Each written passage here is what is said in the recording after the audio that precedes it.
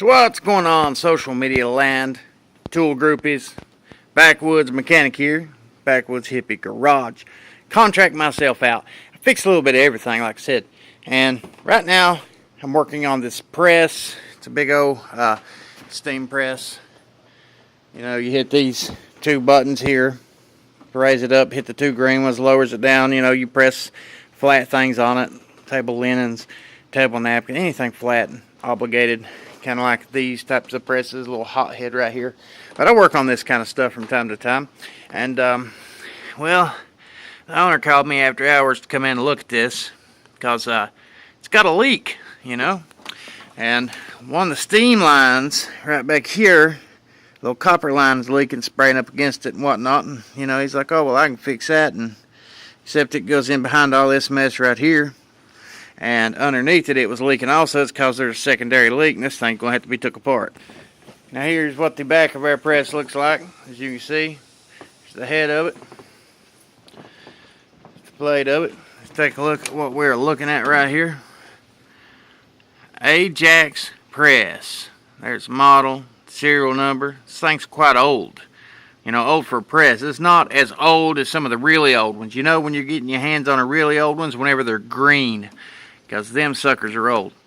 Alright, now they got the press running through the floor. It's been like this for a long, long time, they said. So this thing it's lasted. They've had minimum problems out of it. You know, had to replace some lines a time or two. But just like everything else, it rusts. Now this line right here, when I was in here earlier, is blowing steam out right there. And it was leaking through the floor to the bottom into the garage area. Now, in behind here, as you can see, that's what we're looking at right there. In behind there, there's a little puddle of water. If I shake a press, you might be able to see it. But that's where all that stuff's rusted up at, inside that little hole right here. Because you got the line going in, and on the other side, you got the line going out where the trap is. So, where these two lines connect at, there's a hole somewhere. It's been rusted in half. And we could take these off and change them pretty easily where they're sitting at, but because it's leaking on the inside, 9 to 10, something inside there is leaking, it's rusty, and it could break. So I'm going to go ahead and start disassembling this thing sometime soon and start taking it apart to fix it.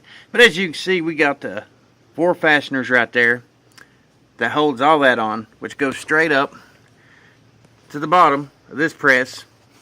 Now you got all those bolts right there. That goes up to the actual metal plate that gets hot, that holds the steam and all that good stuff. But what we're going to end up having to do is take this table off first by taking these fasteners off here. And this is divided into 2 pieces. We can take this part straight up. After we take that part straight up and get these out of the way where we can see a little bit, we might be able to get back in there and do something without having to disassemble this entire press.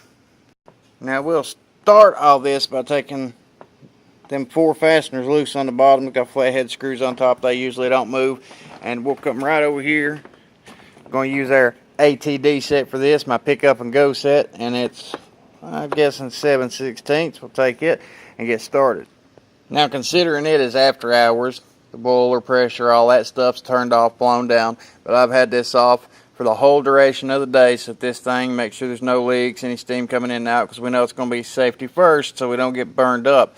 So this is nice and cool. It's cooled down. We're going to go ahead and start taking these fasteners loose right here. Oh, and as you can see, the top's spinning, so I'm going to have to set the camera down for this and take a flathead screwdriver to that and then bust these things loose. Now essentially, that's why you got them little teeny tiny screwdrivers so you can reach up and under this stuff. You break these fasteners loose because it's got 2 different sections here. We're going to have to decide the section that we're wanting to work on. When this breaks loose, it's going to pull this divider up right here. We're going to pull this layer of wood right out the back side of it so we can get in it from this angle and potentially fix it without taking the whole press apart. And right over here in the middle, there's these mending brackets that mends the 2 sides together. We need to take the side on the right loose because that's the side we're pulling out here. Now as you can see, I got those 2 fasteners loose and I got those 2 bolts out, both 7/16. And now I just got to take the other side loose. We'll pull this off here.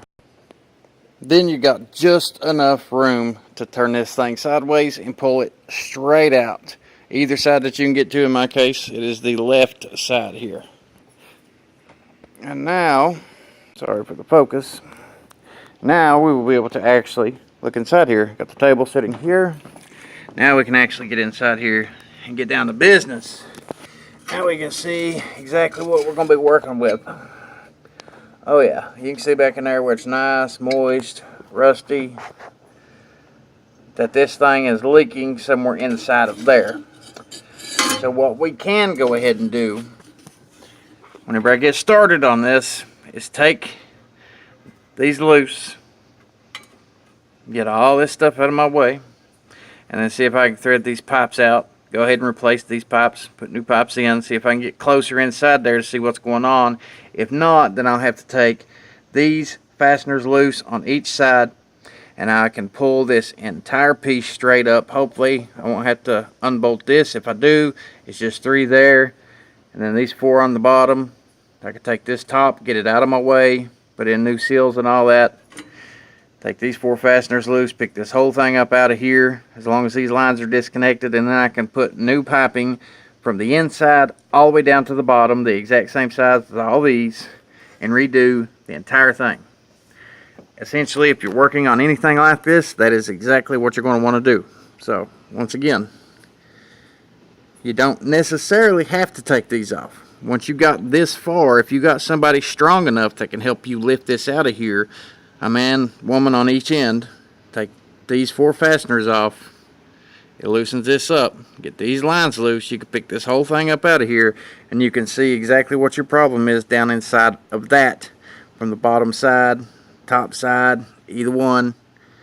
But my recommendation, go ahead and just unbolt these.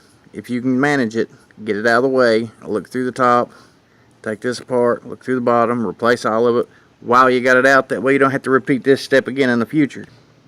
And honestly, it's just not that hard, because most of the time, I mean, depending on if you got help or not, you know, you can take these lines loose right here that goes to those 2 L's right there. Take all this out of your way, and then you can more than likely take these top bolts off right here, the 3 that is on the top, and you pull this whole cast iron plate up and out, and it pulls all those pipes out with it, and you replace it top to bottom, put it back in, put all your new parts back in, put everything back together, and you'll be done. But stay tuned for part 2. Subscribe, like, and I'll see you next time.